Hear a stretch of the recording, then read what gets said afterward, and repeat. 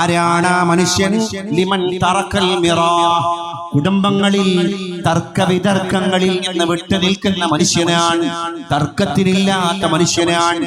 തർക്കം വരാൻ സാധ്യതയുള്ള സ്ഥലങ്ങളിൽ തർക്കത്തിന് സാധ്യതയുണ്ടാക്കുന്ന ചിന്ത പോലും പ്രസ്ഫുരിപ്പിക്കുന്ന വാക്കുച്ചരിക്കാത്ത മനുഷ്യനാണ്. ഇന്നത്തെ കാലത്ത് നമ്മൾ വാക്ക് പറയുന്നതിനേക്കാൾ പറയാതിരിക്കലല്ലേ അഭികാമ്യം. കാരണം ഇപ്പൊ തദ്ദേശ സ്വയംഭരണ സ്ഥാപനങ്ങളിലേക്കൊക്കെയുള്ള തെരഞ്ഞെടുപ്പിന്റെ ചൂടും ചൂരും ഒക്കെ നമ്മൾ അത്രമേൽ ആവാഹിച്ചു കഴിഞ്ഞ ഒരു ഗാർഹിക അന്തരീക്ഷത്തിലൂടെയും ആണ് കടന്നു പോകുന്നത്. നാടായ നാട് മുഴുവൻ ഫ്ലക്സ് ബോർഡുകളെ കൊണ്ട്, തോരണങ്ങളെ കൊണ്ട്, കട്ടൗട്ടുകളെ കൊണ്ട്, സ്ഥാനാർത്ഥികളുടെ മാറി മറിയുന്ന പല പോസിലുള്ള ഫോട്ടോകളെ കൊണ്ട് നിർഭരമായിട്ട് കിടക്കുകയാണ് സകല കവലകളും സകല ഓരങ്ങളും, അല്ലേ? എല്ലാ സ്ഥലങ്ങളും. അപ്പൊ അവിടെ സോഷ്യൽ മീഡിയയിൽ നമ്മളിപ്പോ പഴയ കാലത്ത് പ്രയോഗിച്ച പോലെ ഒരു വാക്കിട്ടാല്, പണ്ടും നമ്മൾ ഇട്ട പോലെ ഒരു പോസ്റ്റ് ഇട്ടാല് ഇന്നത്തെ കാലത്ത് അതിന് പല വ്യാഖ്യാനങ്ങൾ വന്നേക്കാം. അപ്പൊ അവിടെ ഏറ്റവും അഭിലഷണീയവും അഭികാമ്യവും മൗനമാണ്. മൻ സ്വമത്ത നജാ എന്നൊരു ഹദീസ് ഉണ്ടല്ലോ. ആരാ മിണ്ടാതിരുന്നത് അവൻ പലപ്പോഴും രക്ഷപ്പെട്ടതായി കണ്ടിട്ടുണ്ട്. നാളെ നേരം നിൽക്കുമ്പോ ഒരാള് വാദിയാണ്, ഒരാള് പ്രതിയാണ്. അപ്പോഴും ഗ്രൂപ്പിൽ മിണ്ടാതിരുന്നവനെ വാദിക്കും ഇഷ്ടതോഴനാണ്, പ്രതിക്കും ഇഷ്ടതോഴനാണ്. അപ്പൊ അവന് ഗ്രൂപ്പുകളൊന്നും ഉണ്ടായിട്ടില്ല, അല്ലേ?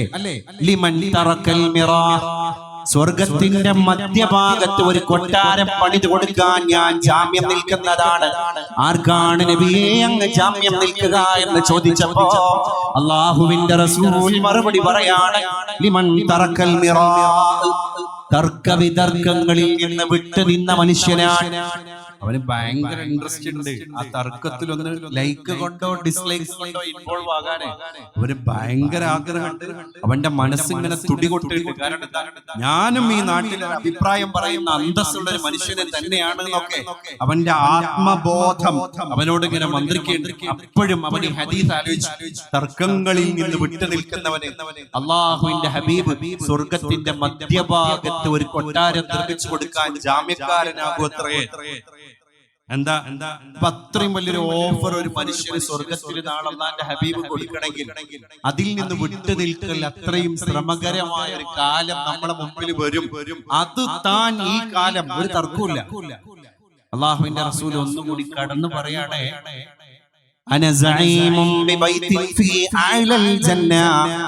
എന്നാൽ സ്വർഗത്തിന്റെ ഏറ്റവും മുകളിലെ നിലയിൽ, സ്വർഗത്തിന്റെ ഏറ്റവും വലിയ സ്ഥാനം അതിന്റെ അഴയിലയില്ല. നമ്മൾ കൊച്ചിയിലും തിരുവനന്തപുരത്തും കോഴിക്കോടൊക്കെ പോയിട്ട് ഫ്ലാറ്റ് നോക്കുന്ന സമയത്ത് ഏറ്റവും ടോപ്പിലുള്ള ഫ്ലാറ്റുകൾ